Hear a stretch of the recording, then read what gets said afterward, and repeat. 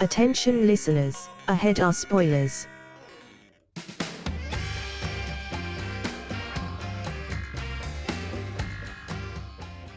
Hello, konnichiwa, and welcome to The Movie Trap. My name is Russell Carlson, and with me, as always, Chris Boroff. Tiki, tiki, tiki. Shit. And also join with me... Kiri. Let's all admit we can't speak Japanese right up front. Okay, and with me, as always, Zach Powers, who clearly knows Japanese better than Boroff. Are you willing to do sex scenes? Alrighty, welcome. As I said, this is The Movie Trap. On The Movie Trap, one of the three hosts you just met picks a theme, and then each of us picks a movie based on that theme. After we've watched all three movies, which is today's episode, we will then vote on which movie won the theme, so to speak, and whoever's host movie wins the vote, that host gets to pick the next theme, so stay tuned. So, as I said, we're at round 3 of Chris Boroff's theme of genre shifts, which has been interesting and educational. Previously on The Movie Trap, Boroff picked 1971's Performance, followed by my pick, the 2017 documentary Icarus, and we are now beheld with a somewhat of a revisit for at least 2 out of the 3 of us for podcast purposes, 1999's Audition, chosen by our very own Zach Powers. So that is what you are in for today, plus the voting at the end and a new theme announced. So before we get into sit down on our casting chairs and start to judge superficially 30 women, let's go ahead and get a rundown of the points for said voting. So, Chris Boroff, you have 2 bonus points to give out. You've been pretty good about it. And 13 points for final voting. I have no more bonus points to give out for 11 points for final voting. And Zach Powers, you also have 0 points and have 12 points for final voting. So Right, that's it's where all up we to Chris sit. Yeah, pretty much. Chris is Santa Claus today. Will he give us the gifts of Will he be paralytic Santa drugs? Claus or Krampus? Yeah, that's right. Yes. Yeah. Yes. Could be full Grinch today. We don't know. That's we right. don't know. That's right. Make It some could be good a points. It could be I'll a make it lovely rain. meal at a restaurant or a dog bowl full of vomit. Which Yeah. brings us to our movie. I think it's a commentary on postmodernism. Do you think, what do you got, Chris? Anything for that? Oh man, this Okay. movie is a wild revisit. That's what I'm gonna say. I agree. Let's. Probably for different reasons, but let's go ahead and withhold the suspense. Zach Powers, go ahead and walk us through 1999's Audition. Okay. Audition from 1999 is a Japanese horror film. In Japan, it's Audition or something like that. It's strikingly similar, the word. So that is interesting to me, but I have no idea if there is any real reason for that other than coincidence. As I Regardless, said, we don't speak Japanese. Yeah. yeah. And there's going to be some names here. If I mispronounce these names, apologies to any speakers who are Japanese or speak Japanese, listeners, I should say, who are Japanese or speak Japanese. I have not been to Japan. I have not studied Japanese.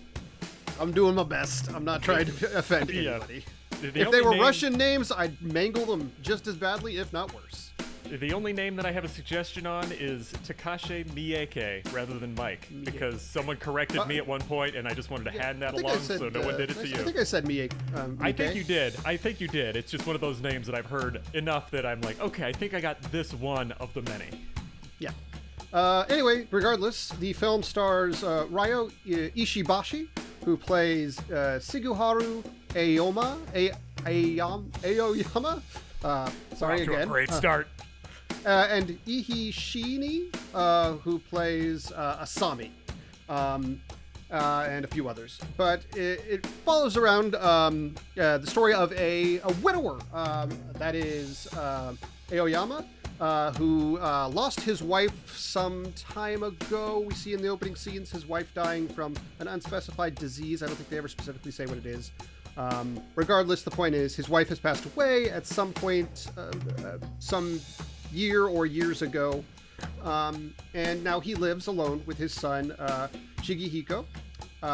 who believes that he is deeply lonely and perhaps should consider finding a new someone new to be with instead of spending the rest of his middle age and senior years alone. Aoyama goes to see his friend Yoshikawa, a man who is in the film industry, at a local bar, and they discuss their loneliness. It's been fairly clear, like, at work, Aoyama has this young girl who seems to be smitten with him, who's getting married. While working with another co-worker, they talk about how all people in Japan are lonely. Like, clearly loneliness is a major factor in his life and is something he's deeply unhappy with at this point. He seems to be ready to move on from his deceased wife. Anyway, his friend in the film industry devises an idea in order to see a bunch of women at once and spare him the horrible Tinder cycle of going date after date after date and all of that sort of thing. What if they could just hold a mock audition, a fake audition for a film, and see a whole bunch of women at once, ask them some questions, and then maybe they could set him up with the one that he likes the best. So they do so. And they get a bunch of applications, 30-some applications, each with sort of a little essay attached. And he is struck by one essay in particular, number 28's essay. This is written by a young woman named Asami. And it talks about how she had aspired to be a ballet dancer until she hurt her hip, irreparably to some degree. And it made her dreams of ballet sort of disappear. She would never again be able to perform ballet. She doesn't think that she will get the role, but she is drawn to the character and the sort of idea of like living with a kind of grief, a kind of death of a dream is similar to like living with death itself, this sort of thing. And it resonates because it reminds him of his loss of his wife, and he thinks she's very deep and emotionally intelligent. So they can't actually connect with anybody on any of her on her resume. Like, it seems like there's a lot of dead ends in terms of actually finding people who know her. But they go ahead with the audition. He is again in the audition very much drawn to her. Like, she's the only person that he asks any real questions to. Mostly it's just his friend asking a bunch of ridiculous ass questions to these women who, like, some of them come in bikinis and all this other sort of stuff. It's sort of a comedy montage for a minute, and then Asami comes in and it's much more tender, much more heartfelt questions. They're just talking directly. They discover that one of the people Asami talked about in her resume or at her audition, a music producer who she said she used to know and work for, has been missing for about a year and a half. Which would be a red flag to some people, but Aoyama is indeed still quite enamored of her. His friend Yoshikawa says, listen, don't call her immediately. I have a bad feeling about this woman, and I think you should just maybe not take it too fast. Give it a few days. Don't just call her tonight. Wait and, sleep on it for a while. And he does so. And we get a shot during this segment of Asami at home, just sitting on the ground by the phone, and there's a bag in the background. Seemingly, she is just staring at the phone, waiting for a call. Regardless, Aoyama does take this advice and waits for a few days. And when he finally does call, she acts surprised that he's called. She's like, oh, I never thought we would speak to each other again. They agree to go meet at a restaurant, and he says, listen, we really liked you. The problem is they're doing rewrites on the script. They don't like some parts of it. It may never even get made at all. I'm sorry I have to tell you this, but, it's nothing about you. The movie may not go through. And she takes it well and is like so smitten. She acts like she's extremely jubilant to just get the opportunity to see him again. And so they agree to go on a few more dates before eventually, his son begins to notice that he is happier. He's smiling for no reason. His son himself has a new girlfriend that he's sort of, getting serious with and bringing over to the house and stuff like that. So eventually, like his son even brings up the idea of like, oh, perhaps you should propose, which to me seems quite fast. But there you have it. Even his son wants this to happen, I guess. Has not met this woman yet.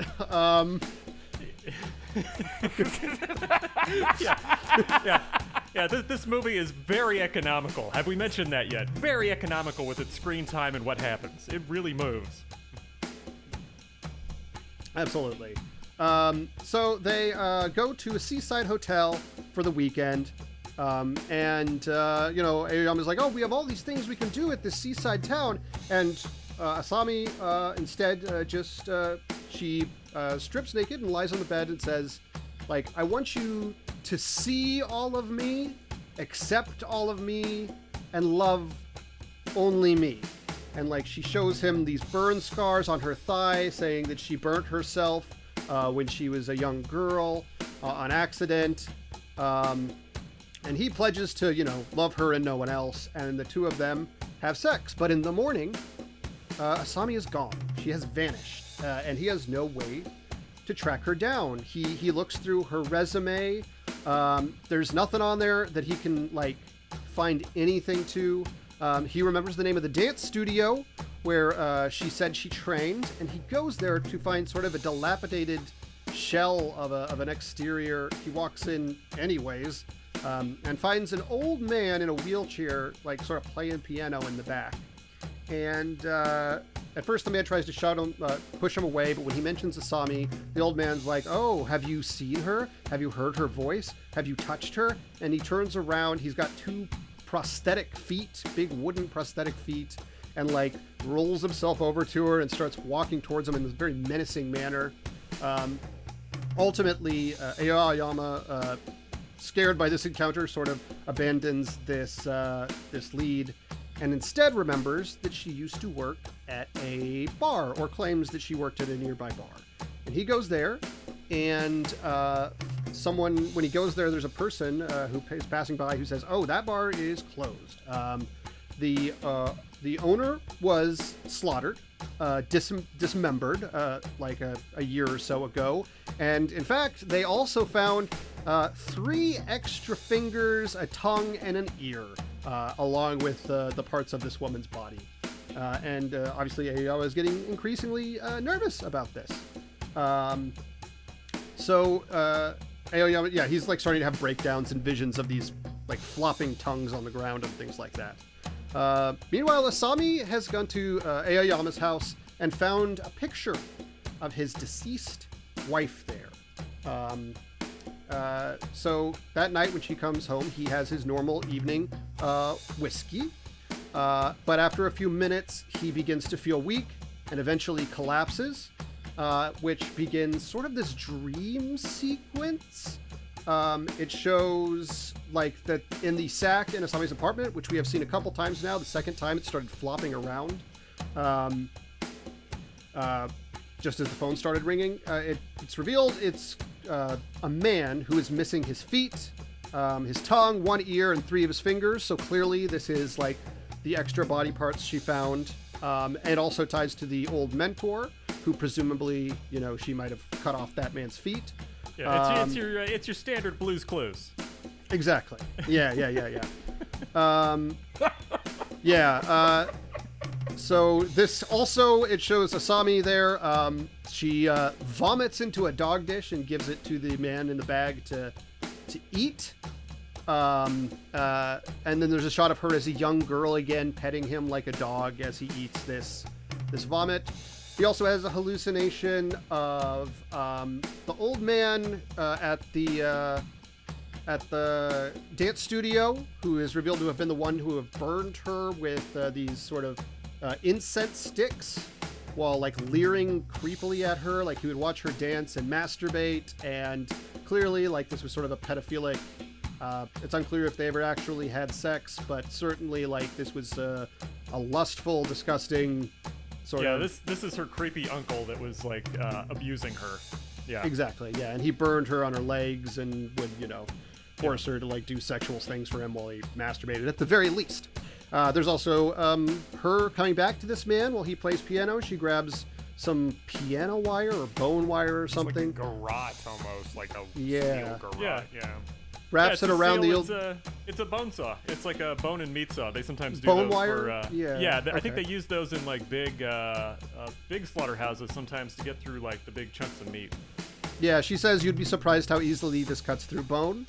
Wraps it around his neck and begins to move it back and forth. And eventually, while he's still playing piano, she just severs his entire head. Is this really happen? Did that really happen? Is it a hallucination? Not entirely clear. But she might have gone back there and killed him afterwards. Anyway, he eventually comes to. She has injected him with a paralyzing agent that paralyzes him but keeps his nerves active, and in fact, even super active, it seems. And that he has lied, that he has failed to only love her. He still has feelings for his dead wife and for his son, and that he is just like every other man who has betrayed her and used her and all of these things. And so she begins to insert needles at pressure points, first on his chest and then around his eyes, sort of saying kiri kiri kiri kiri while she does it, which means deeper, deeper, deeper, deeper. And after that, she proceeds to pull out her bone wire and wraps it around one of his feet and, cuts it completely clean off. His left foot is severed. Clearly, she's probably going to do something similar to what she did with the man in the bag at her home. Presumably, that's the music producer that was talked about earlier. And as she is about to take his other foot off, his son returns home early, his girlfriend having gotten a stomach ache of some kind. And she attempts to sneak up on him with some kind of spray. Unclear, maybe it's mace, I'm not entirely sure what the spray is. And as she attempts to attack him, he backs off, he manages to, get upstairs. There's a flashback to Aoyama back at the hotel where he had sex with Asami for the first time. And, it's a vision of him proposing marriage, and then sort of a dinner where he introduces her to his wife, and his wife is in terror of her. That might have happened a little earlier. I might have gotten the order I think of that the happened hallucination. earlier because Well, Yeah, basically what happens is it's a mid hallucination fake out where they think they do the he woke up. Oh, It he was woke all up a again. dream. Right, It's all a yeah. dream, but then it goes right back into being surrealist horror, and you're like, oh, okay, it's still happening. Yeah. Regardless, he wakes up again to his son fending off Asami, and he manages to kick Asami down the stairs, and her neck snaps. There's like a protruding bit of like bump on the side of her neck.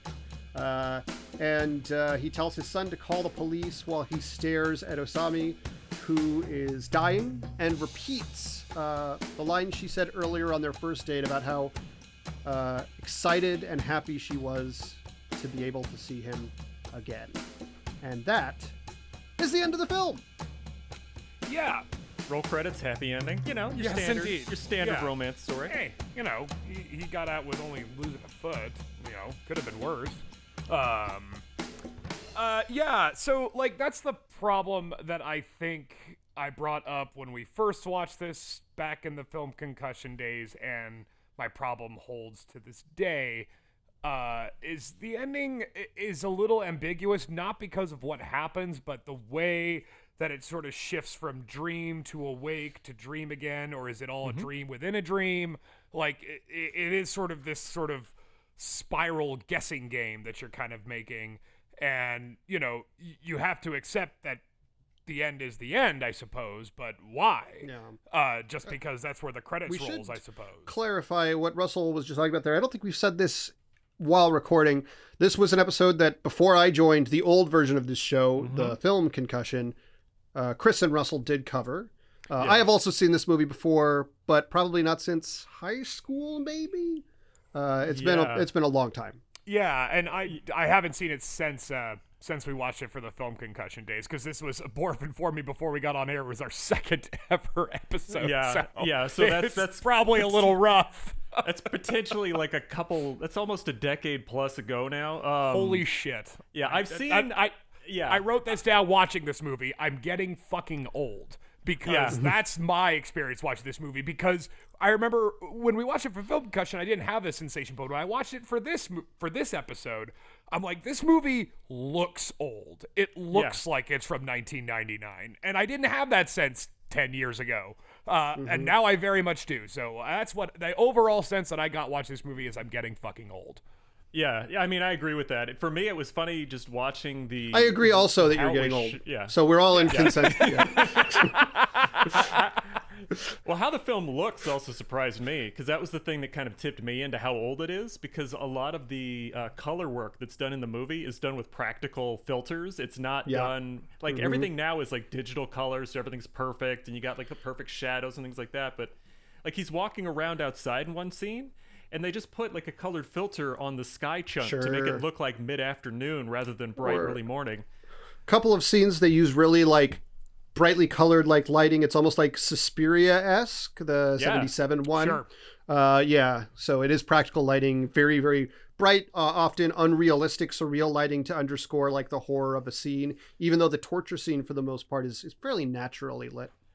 But it's also like these warm tones, so like it's kind of like these oranges behind there. So I think, Borf, if I had a point, I'd give you one about like that point about like digital color correction in today's cinema where everything is very pristine and you can kind of, have fun with it that way. Whereas, in 99, you kind of had to do it on set. So it shows. You had to do it live, as Bill O'Reilly would say. That's right. Right. So yeah, I think that point's very well taken. It's because and that's what gives its kind of agedness to it, and certainly made me feel it. Yeah, well, you could definitely see that it's like shot on film too. Like it has like a certain roughness to everything. Like it's not a perfect cut all the time. And one other like slight note on this: we managed to cover it originally in about 5 minutes because hilarious. The episode's 20 minutes long. We managed to fit the Oscars, which we also complained about, and The Cove into the same episode. So I think The Cove got 10 minutes. This got 5 minutes. So yeah, I just thought that's funny. To be young again. Oh man. But are you guys familiar with the writer of this at all? No, I'm familiar with Miike, but not the writer so much. Okay, that was one of the ones that was different now versus when we did this the first time, because you can actually like Google and find out information about a lot of the writing and the other information on Wikipedia that just wasn't online 10 years ago. I've seen Suicide Club, Grudge. Yeah, I've seen that. I think that's the only. Yeah. Oh, I meant the Ryu Murakami, the actual novel writer. Oh, okay. I'm looking at the screenwriter who also did the Phoenix Wright Ace Attorney movie. Sweet. Objection. Anyway, isn't that also a Takashi Miike movie? Oh, is it? I think so. Let me check. Like he became popular. It is. Holy Yeah. shit. Wow. I can't believe I haven't collaborating seen that audition movie. to Phoenix Wright Ace Attorney. Wow. Maybe we'll have to watch that one someday. But we'll do it for video game movies. Well, yeah. Well, the weird thing is that with this particular guy, with the writer, he's like a surrealist postmodern writer is how they describe him. And he's a novelist who's well known over there. But he did a bunch of films before this that I didn't realize that he'd actually been a filmmaker on his own before Audition happened, when they handed it off to like Takashi Miike. Interesting. He did a movie called Almost Transparent Blue, which is about like a bunch of drugs and sex and rock and roll. He did it in 1979, but it's about this group of friends that are all drug addicts, and then they are setting up sex parties with the local GIs, and it gets into scary space. But then he also wrote a book called Coin Locker Babies, where it's about two babies that have been found in coin lockers that then like grow up and get into this adventure where they're trying to like destabilize all of Japan using datura. But the thing is, and the reason I bring it up is that I think a lot of the surrealism might be his stuff. Like that might be part of his style that kind of got into it. So originally when we did this, it was a whole thing, but go ahead, Zach. I should say, just before I get yelled at potentially, I just realized when I thought I clicked on the screenwriter's name, I actually clicked on accidentally the lead actor who plays Aoyama. So that's who's in Suicide Club and Ace Attorney, also directed by Takashi Miike. I didn't realize he was in Suicide Club. Holy shit. Yeah, and the Grudge movies. Okay. The Japanese versions, presumably. Yeah, I'm assuming that's probably because of this movie. Like, this movie was a pretty big hit at the time, and then he got kind of in this for a while. Like, I think he was a jazz musician before this or something. I think I remember this movie being passed around like film school when we were like first starting. So this would be like, fucking early 2000s, right? So 99, and then, like you had this a wash of Japanese horror movies sort of getting translated into the West, notably The Ring. Which is by the same production company as this movie. It's the one they did directly before this movie, as a matter of fact. And it apparently there were talks to make this into a Western American version and never happened. And I'm glad it didn't. I sort of think that part of the whole point of the movie is about Japanese culture, and the loneliness that sort of the author feels is permeating throughout Japan. And Asami is sort of like the otherworldly demonic manifestation of that loneliness. It's sort of like, so I don't know if that would translate all that well. And I mean, maybe post-pandemic, that might work. We all kind of related to it at that point, but like I just don't think it would fly as well. It wouldn't be. And plus the shocking horror parts of this movie have now been overdone where it would lose what was shocking in 99 probably wouldn't really phase today's horror movie audience. We had Eli Roth come along and like kind of steal the thunder from that, and then like all the like Saw Joe, do you movies, think he's a big fan of this movie? Oh yeah. He might have taken the wrong lesson from this movie. Both Eli Roth and Quentin Tarantino have talked about their love for this film, so yeah. Sure. And I'd say like even without, I agree. I think that as much as the ending torture sequence, especially at the time, was touted as like absolute extremity and like horror, like maximized or whatever at the time, like there's reviews that are so over the top. They compare it to like Solo or 120 Days of Solemn, which I haven't seen.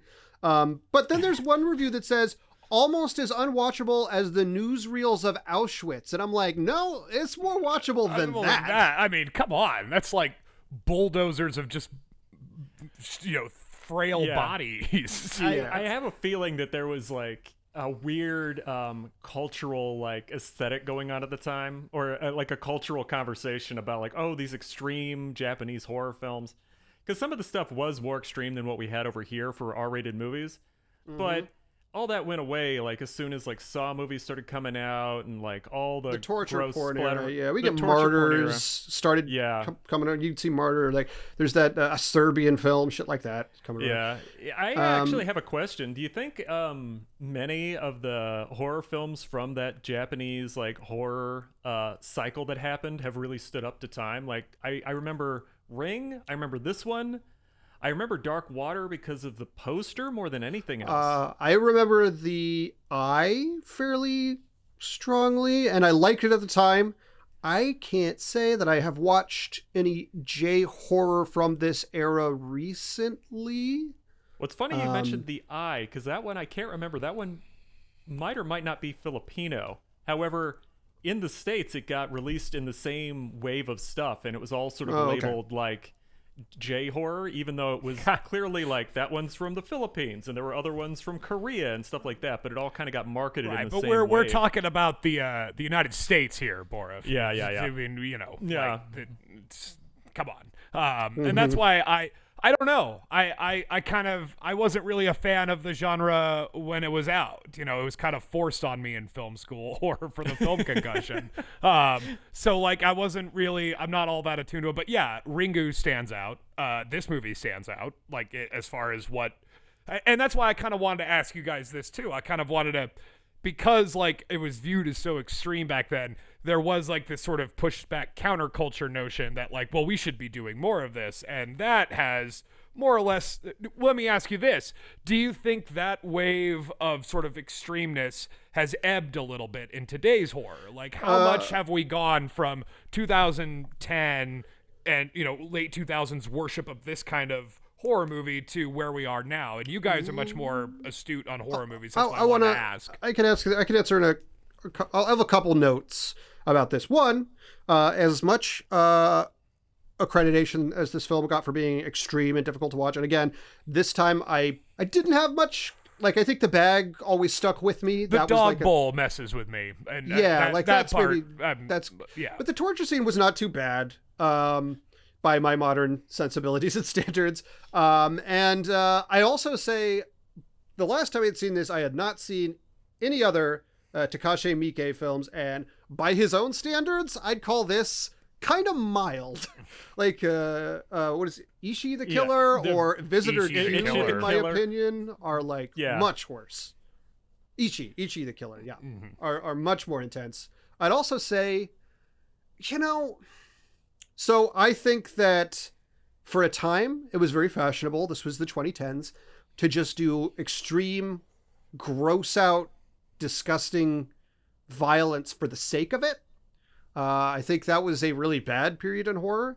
And I think you could still find very extreme violence in horror movies. I'd say like some of the scenes in there's scenes in like Ari Aster movies that are very violent and intense, but I think the genre is better at using that kind of very intense imagery for a purpose now. Whereas in the 2010s, it was just like, yeah, fuck it. We're going to have like a horrible torture scene in Hostel for no goddamn reason. I also think, let me ask you, I would ask you guys this. What do you think is harder to watch as a movie, like more difficult? Because like I want to compare it to like an American film that's even older, like this or the original Texas Chainsaw Massacre. Boy, that I gotta give it to Texas Chainsaw Massacre. I think I would too. Because and I'll even say that's why I kind of like Texas Chainsaw Massacre a bit more. Is that it's not gory, unlike this movie. Like even though the name implies very terribleness, and it gets there in your head, but it never shows it on screen. And I think because of that final dinner scene in Texas Chainsaw Massacre, I mean, you go crazy just watching it, like I think so that's a little bit more powerful to me. This is just more like, ooh, it's icky, this wasn't particular. I think Texas Chainsaw Massacre is a harder movie to get through, much harder. I mean, I think it's better, but it's harder to get through. Yeah, I tend to agree, but for me, like, it's been such a long time since I've seen Texas Chainsaw Massacre. I don't remember most of the horror. I just kind of remember it felt a little long when I watched it. I've never really been on the Texas Chainsaw Massacre fan train. I liked the sequel because it seemed like it was a joke and it was ridiculous. Yeah, they definitely did comedy with that, yeah. Yeah, so as far as horror goes, yeah, like this one, the only thing that really gets me in this was the sounds. Like for some reason, the sound of horror just really bothers me. Like if there's like the crunch, crunch, crunch, I had to like plug my ears for a second because I'm like, I don't want to listen to that. But as far as what I was seeing on screen, nothing really freaked me out that much. It was actually a lot tamer than I remembered. Yeah. Yeah. And what since we're on the theme of genre shifts, I kind of wanted to put a point there because you could tell when the genre shifts is when Zach was bringing it up in the summary when she's just sitting there hunched over with the phone and there's this bag there. That's when the movie really changes. That's when the movie is like something really is different.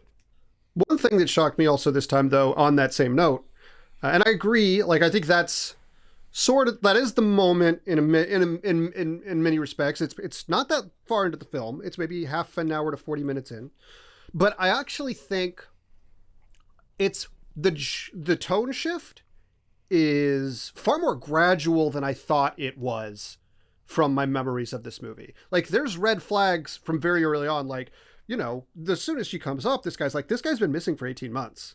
And it's like, okay, there are clear red flags. This woman's a little off from the get-go. The friend has bad feelings about her. Then they show the bag, and then they don't show anything overtly frightening with her again until maybe the next time they show the bag. And then, like, there's breaks, and it builds more than shifts in a lot of ways. Like, this always gets put on, like, tone shift movies, but... Yeah. And they even Well, say it's yeah. a rom-com in the beginning. To me, the beginning is still kind of a drama more than a comedy. It's not super funny. No, I mean, it's like, also kind of a scary. Like the thing is, it's like variations on a horror theme. Like the horror she's committing to him is like overt, but like the basic premise they have is horrifying. Like, Yeah. meeting ladies through auditions. Like, yeah. Yeah.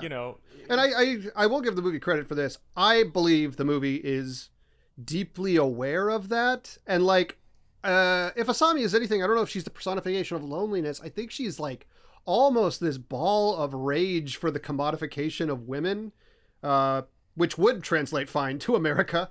And like, obviously her entire life, she's been like this object for other people. She's been scarred. And then these two men come along and are like, they have this sort of sexist idea to like look at women on paper and like not engage with them as like, they're not revealing anything of themselves. They're just picking fruit out of a pile, like testing the most, the orange that has the best squeeze or whatever. Like, I think that it is very much like and some people have said the movie's a little misogynistic, I've heard, because they think like Asami being such a violent monster is misogynistic. But I just think she's a representation of this like feminine anger and rage. yeah, I'll give you a yeah. point for that. Because because I've realized, like, I think I agree with that. Like, it seems like she had less of a solid characterization. There was more like her backstory seemed like it was more an explanation for how she got here. It wasn't a justification for how she got here. Yeah. And some of the stuff she says, like, I remember first time I watched it, I had just, when I was like 19, 20, I'd gone through a bad breakup. So I was sort of in a bad mind space to watch this and kind of get what it was about. But watching it now, I don't know if I'm not on her page a little bit at the end. Like, the guy did something really kind of horrible. The fact that she's cutting his feet off is, of course, like, extreme. But I don't feel the level of empathy for him that I did the first time I watched this, because I'm like, this guy's a creep. Like, Harvey Weinstein is a creep. And I think Right. it's like telling in a way that the one who ultimately brings her down is this son who seems to be the most reasonable about how he pursues romance. Like, everything we Yeah. hear, we don't really see his girlfriend, but from what we hear, it seems like an extremely normal, healthy relationship. And like, I think, I don't know if that's intentional, but maybe there is a reason that they selected him as the one who kind of destroys or Saves defeats the day. this. Yeah, Well, saves the when day. we see like him interacting with his girlfriend, it's about a mutual interest or something he's excited to show her. It's not just about, oh, let's get married and make this relationship happen. It's more like, Right, here's something exactly. going on in my life I'd like to share with you and see if you're into it. That just seems more normal to me. Well, and I think that the movie goes out of its way to turn the main character into not very sympathetic, especially at the end parts where it's in the weird dream sequence. It's sort of like laid bare all of his conscious and subconscious crimes against other women. And even as Zach said early on, that like the movie's kind of telegraphing what's going to happen. And even with Iommi, I can't pronounce his name, the dude, I think it's Aoyama. Aoyama. He throughout the early parts of the movie, there are very weird cuts to like his wife in the hospital bed, but like looking straight up at him. That's sort of communicating the guilt that is about to befall on him, because I agree with Boref that like this would be a charming romantic comedy were not the premise so creepy and fraudulent. And you can see that's that common happening in other romantic in a comedies, romantic too. comedy. Yeah, you can Yeah. see that happening in a romantic comedy, especially in 1999. I think that the way this movie sort of turns that on its head and sort of forces you to like reckon with that. And that's why I am not entirely convinced that Asami is a real person per se. I brought this up when I remember even when we first watched Audition, that thing out of her neck, the protruding bone when she cracks her neck. I Yeah. literally thought, like, there's like a demon that's gonna like pop out of her that she's like, like she's Spinal this- cord. Yeah. Yeah, right. And that's sort of how, because she's like the god of pain and rage, like not only does she enjoy getting pain, but like, cause it kind of shows that she kind of likes being hurt. It's Yeah. they kind of chalk it up to the conditioning of her childhood and stuff like that. But she also enjoys giving pain. So it's kind of this weird, almost like, I don't know, Cormac McCarthy-esque like manifestation of something that is intangible, like pain and loneliness, and just having it unleashed on the audience and the main character. I mean, that actually, I'm going to give you a point, because that kind of talks to something that I realized on this one. The first time I saw this, I didn't realize that Ryu Murakami, the novelist, was a postmodernist. He's basically, I think, making this movie to talk about, I'm assuming that he wrote this story to talk about sort of some of the lies in a lot of the romantic comedies and things like that had been coming out. And the fact that a lot of them were deeply misogynistic. They weren't really, misogynistic, where it wasn't like based off coming to a mutual understanding with someone. They were based more off what the male protagonist wanted.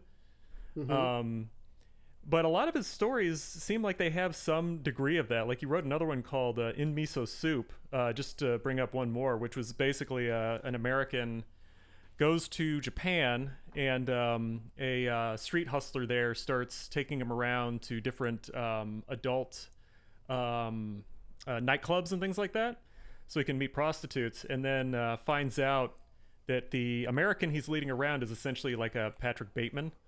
It's that sort of dude. And then it gets into a very scary, weird area, so it starts asking the question of, like, is this a story about something real, or is this a story about, like, the sort of the craven way that foreigners are coming into the country and then sort of doing the sex trade and the sex industry and things like that. So yeah, I think it's valid that this is probably not a real character, but at the same time, it's a scary movie you can watch. Right. No, and that's I think that's, considering, I think that's very difficult to portray on film. I think it's very, very difficult, and this film does it really well, where it makes you kind of guess. Well, I mean, does it well. It's very much, especially the end, where we're kind of in this dreamlike kind of drugged state, where you're not really sure what's real and what's not, and I think that's very difficult to, and so that's what allows this sort of opening to, even though there's nothing supernatural implied with this movie at all, but you can kind of understand where, like, maybe it is sort of this supernatural, she's a witch or some shit. I don't know. I just think that that's difficult to do that metatextual stuff in a movie, and make it come across and have it come across. So, I mean, it's to the movie's credit. Well, what did you guys feel about, you guys talked about the tone shift kind of being slower and a little bit more gradual in this. What did you feel about the, like, reality shift? Like, for me, it felt like it went from being like a story that was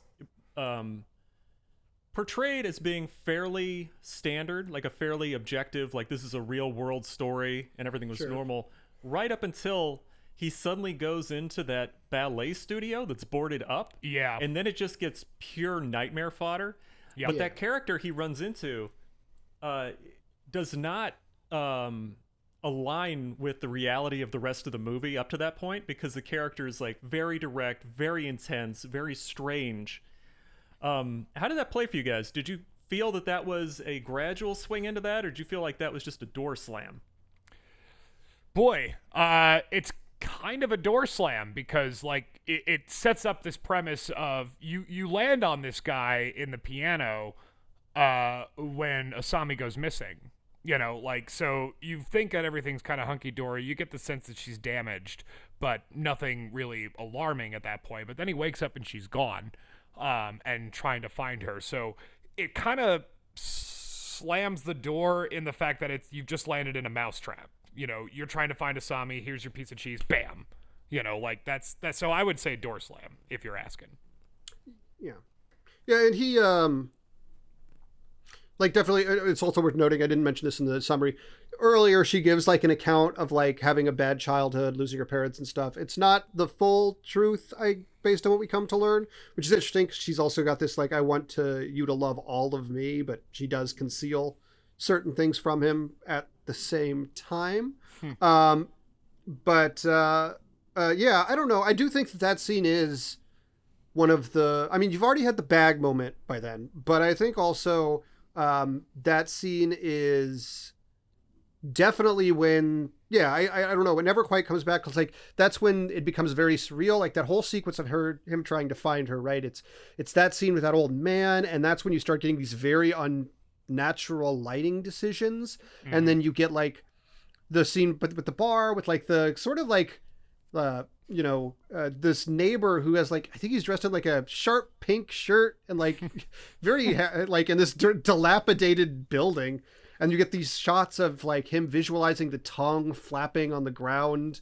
which is obviously like very surreal. And yeah, I do think that, and then the dream sequences start, like, yeah, you're right, after that point is when like they really divorce it from reality in a way, and I think that divorce only widens and never ever comes back. Yeah, and that's where it even her dying on the ground and still talking doesn't feel all that. And then but in the middle of, because like in the last part of the movie, once the son arrives to like, you think, oh thank God somebody's gonna rescue him, she sneaks up behind him, and then it cuts to him waking up, and you think, oh, it's Dallas, it was all a dream or whatever, and then he wakes back up, even though before that, when he just kind of collapses, and then it goes into like this kind of weird retelling of past events, where like they have their date again, but a little bit more information is conveyed from her to him, and you're not really clear if that actually happened, or if Asami's just telling it to him while he's passed out,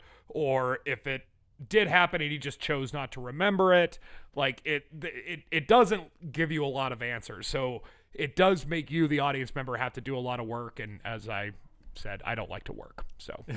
Well, I actually was kind of interested in that last chunk just because it does tell you more information. So I wasn't sure if the movie was doing a thing where it was stuff that he'd ignored, like warning signs he'd ignored that whole time, or the other option that I kind of thought it might be too is that it was a weird way. I think I commented on this back when we watched it the first time. Takashi Miike has a habit of like his movies losing all sense of reason in the last 15 minutes and just becoming something wild. But in this one, it actually does tell you information about the character that you wouldn't know outside of that, even if that character himself wouldn't know that stuff. Like there's no moment where someone tells him this is what happened. Right.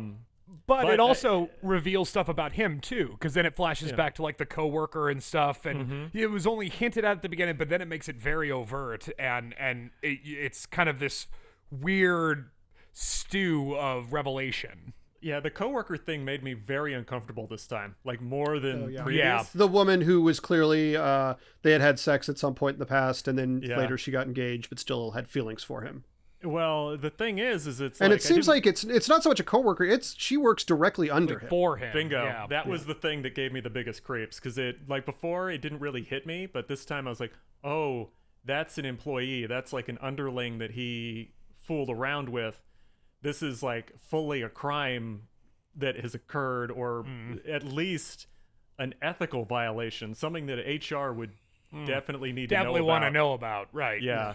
That definitely screams liability. Yeah, and that's why. But and even so, because the movie is kind of, like I said, it kind of does these weird, very brief cuts and spanned out wider in the first parts of the movie, and then in the dream sequence kind of just goes nuts with it. And to its credit, having those early moments, where he's like flipping through the audition files or whatever, and it just cuts to his wife just sitting straight up in the hospital bed for like, I don't know, a second, maybe two. That creates a sense of panic, and the fact that it goes just absolutely apeshit at the end with that kind of stuff, while still being, kind of revelatory, I think is notable, and I can see why everybody watched this movie and thought it was a fucking masterpiece. I get it. Just never I been think my that, bag. Again, My bag. like I think, like we said, Eli Roth was a fan of this movie, and I think it was probably influential in ushering in the 2010s torture porn genre, which is probably my least favorite era of horror in all of horror history, personally. But I do think that this film avoids falling into that genre by virtue of the fact that it is saying something. Like, it has a purpose to its violence and gore, Sure. which I think many of those films do not. Correct. I mean, even if it does come out of the blue in Audition, and it does kind of just come out of like, what the fuck?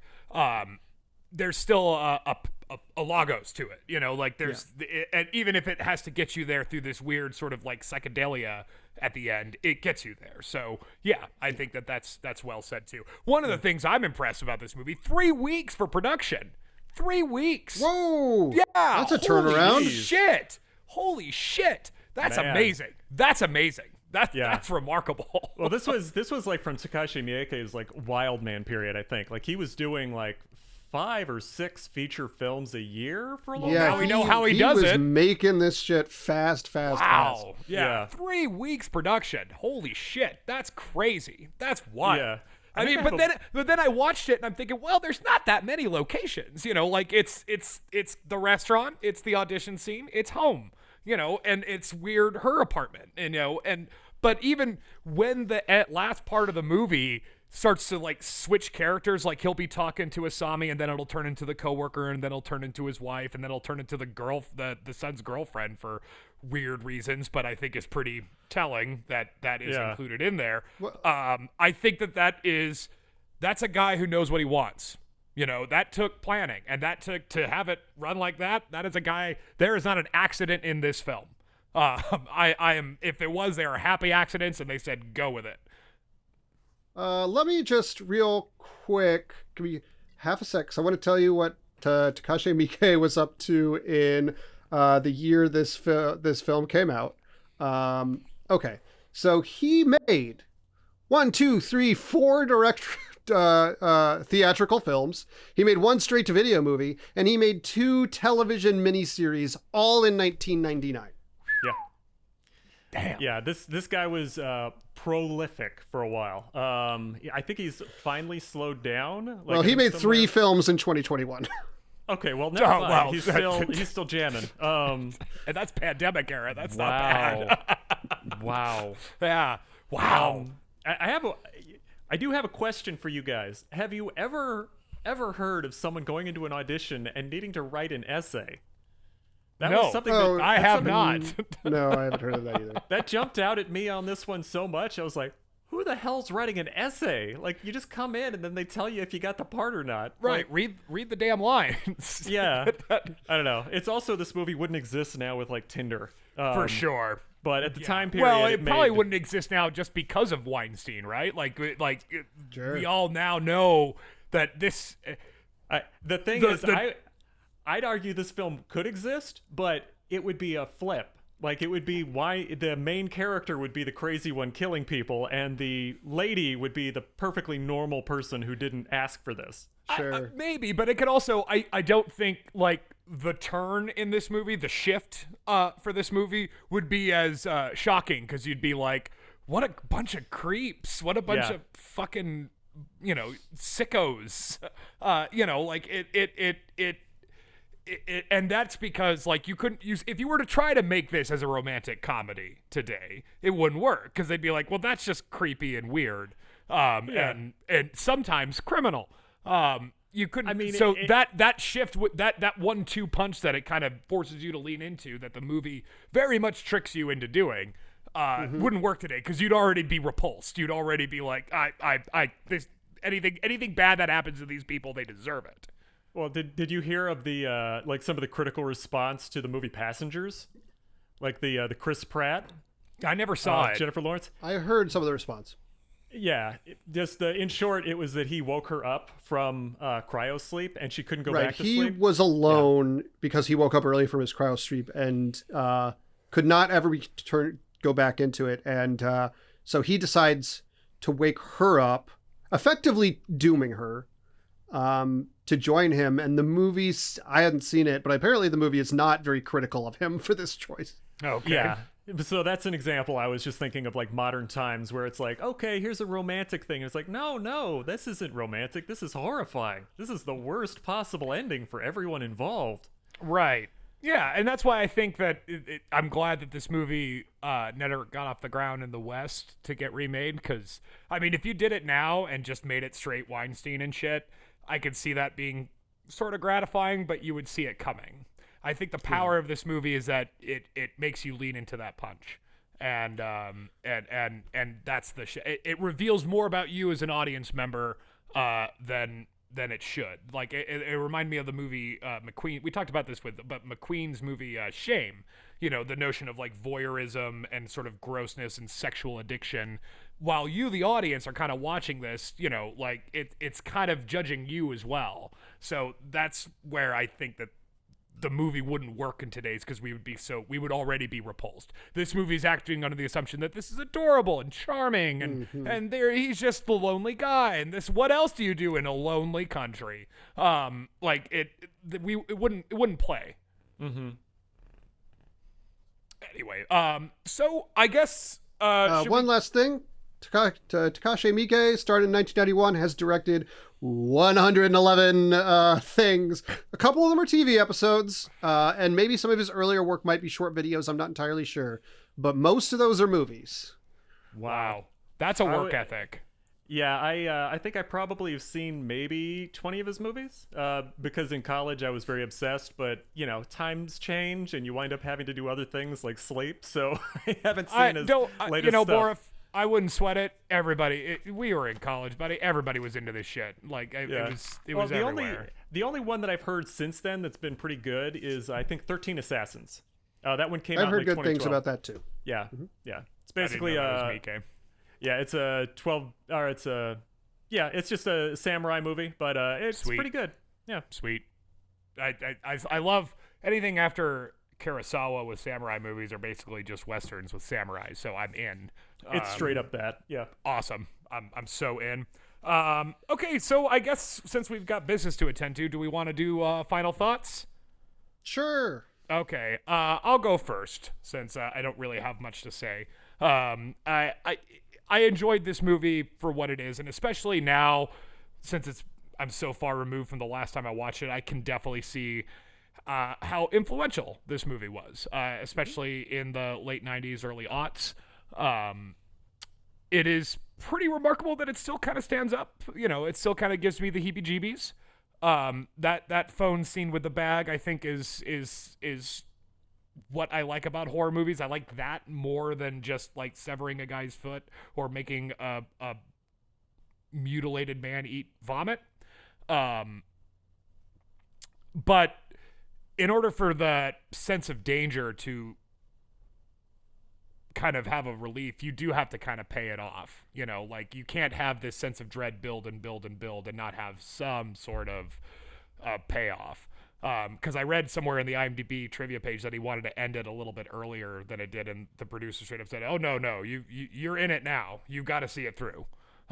So, and I respect that it did. You know, even if I felt like the son being the kind of hero of the day, I like what Zach said, that he's kind of more innocent than his dad, and he seems much more, you know, like a decent guy for him to be the hero. But at the same time, I sort of felt, kind of a cop out. You know, kind of a typical slasher ending where the main character has nothing to do with saving the day. So yeah, good movie, but you know, it's never really been my bag. I'll keep saying pun that. intended. Yeah, there we go. Exactly. I like solid food. Thank you very much, and not regurgitated. Jesus. All right, Zach, why don't we go with you, and then Boris, since it's your movie, you'll close us out, and we'll do the points. It isn't my movie though. It was Zach's. Oh, Zach, yeah, that's right, Boris. Yeah, that's Okay. right. We keep forgetting we watched Performance. Yes. Well, Audition funny. before performance? Revisiting this one was very interesting for me. This used to be what I would call my favorite movie. I would introduce it that way. I think mostly because of how the film changes and the fact that it gets surreal and how it handles horror.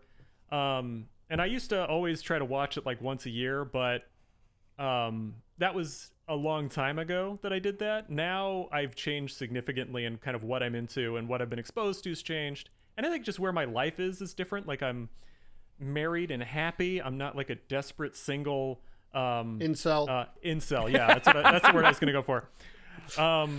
The change, it's interesting to come back because I now definitely see the film with a little bit more of a balance than I did previously, and the things that react in it for me, specifically how creepy the men are, is something that I will remember more than probably the horror in the film, because that's a deeper cut for me now.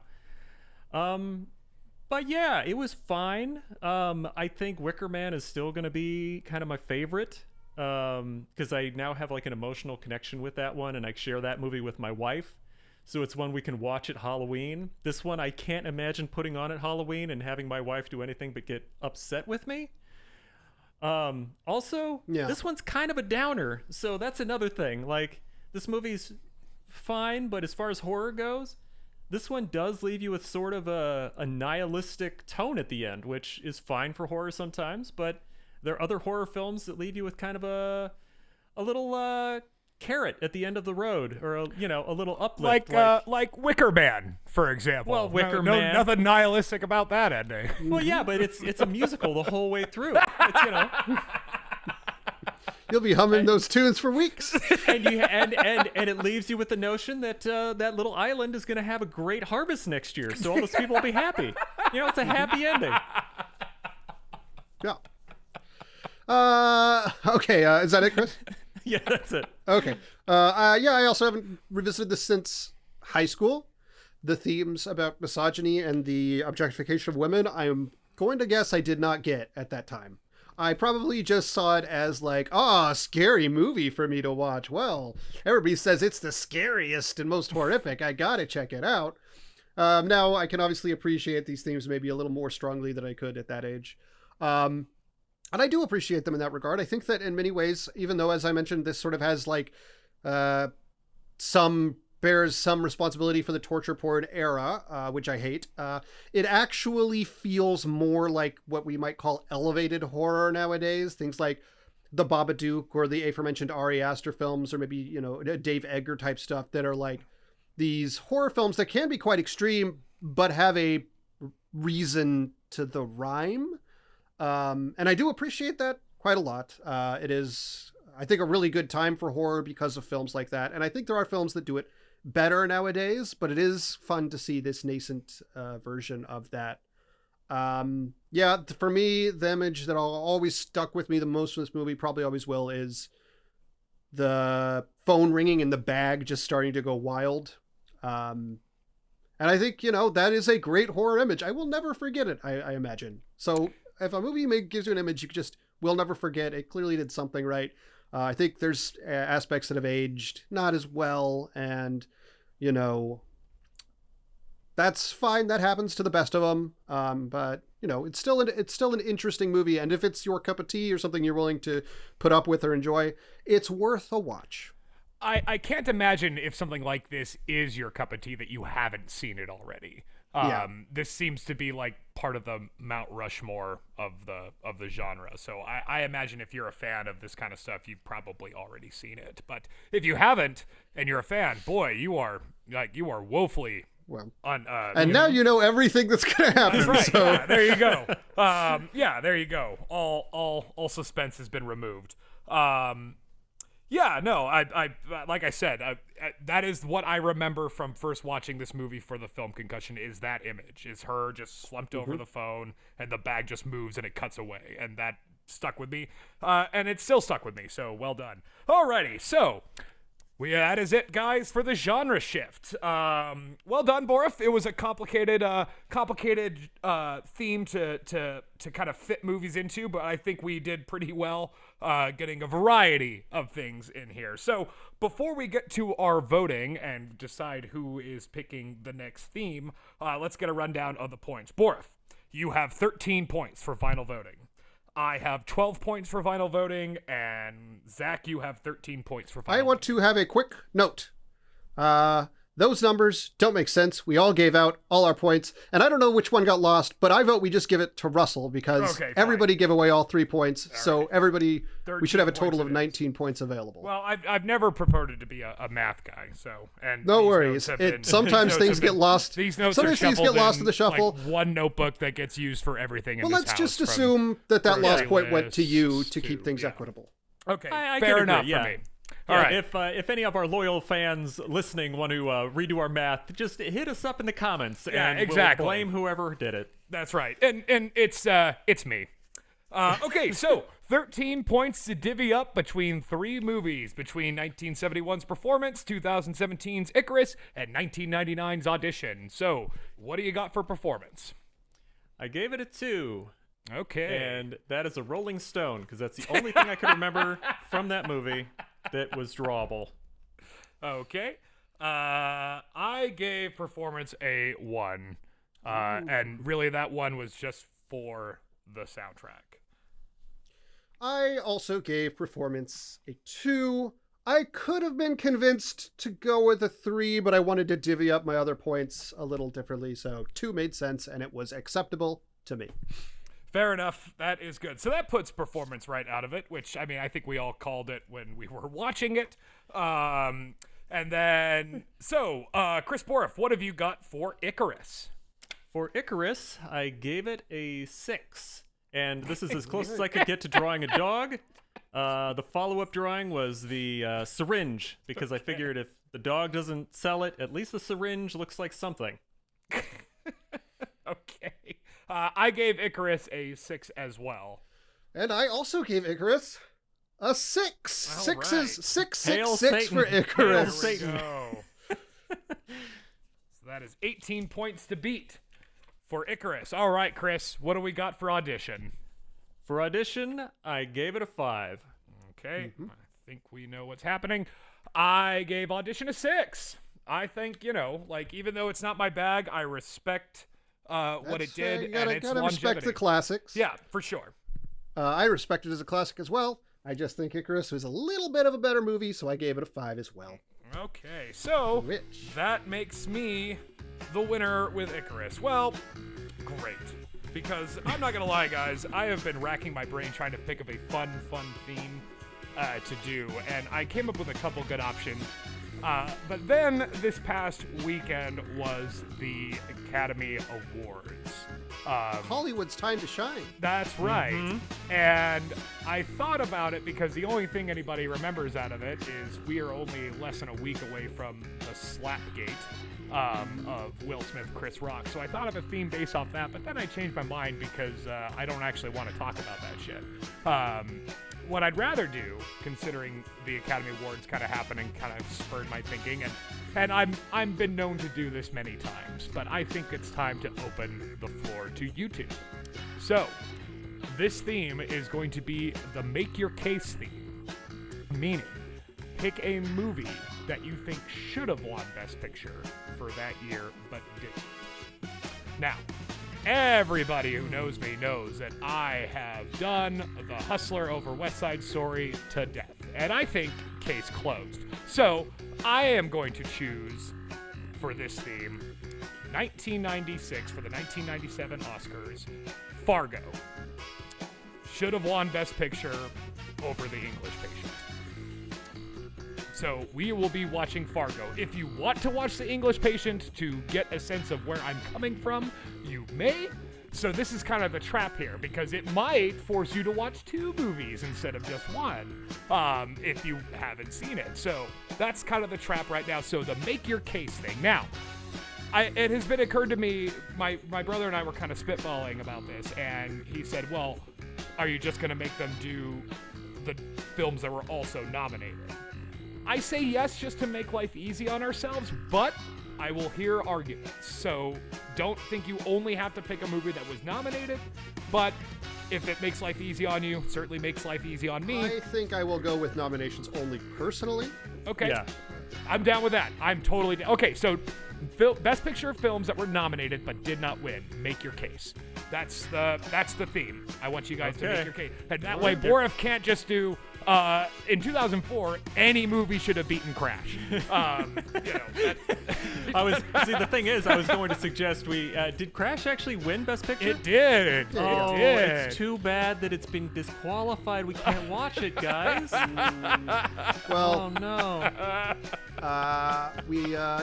There's a few years, just a couple years ago with Green Book. I mean, there's some years where it's like there's some easy pickings. Oh, well, I mean, we are talking about the Academy here and their, wealth of with-itness, especially in the fucking 50s. So that is what we're going to be doing. So welcome to the Movie Trap. I hope it'll be interesting and it'll at least spur some discussion because who knows, some of us might disagree. So yeah. And thank you, commenters on YouTube. I've noticed that we've had an uptick in the number of people commenting. That's very nice to hear. We're glad that you're all reaching out to us. Carlson and myself, and I believe Powers as well. We all have access to that now. So if you start chatting at us, it's very likely you're going to hear back from one of us. Not sure which one, but somebody will be commenting at you. So maybe we'll make you guess. So, yeah, okay, well, that was fun. It was a fun theme, so make sure to tune in to us next time for a brand new theme of Make Your Case. Find us everywhere. Thanks for watching. You could subscribe to us on YouTube, subscribe to us on Spotify, YouTube, wherever you find your podcasts. So, with that in mind, my name has been Russell Carlson, and I have been joined by Chris Borif. You look old, Dad. I feel old, son. And I've also been joined by Zach Powers. Oh, a horrifying abandoned dance studio? I'll just let myself in.